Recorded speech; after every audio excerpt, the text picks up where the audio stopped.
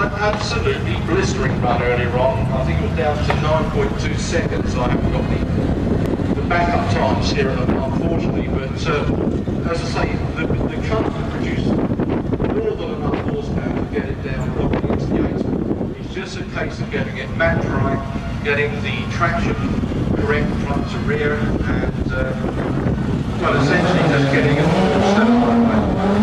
Earlier on, the easy go in. Then on that last run, there was a little bit of and he continued up there for that absolutely cracking run.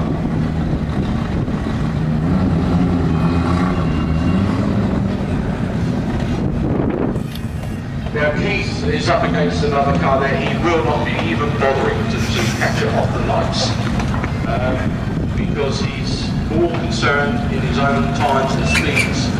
Doesn't matter at all what the other car runs as far as he's concerned. He will not be pushed into an early launch until he's absolutely ready to go when all the telemetry is correct.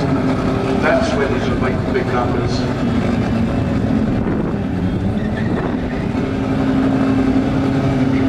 He's up against it.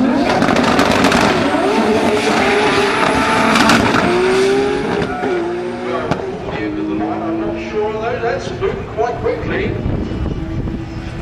9.1, it's got to be the 8 by the end of the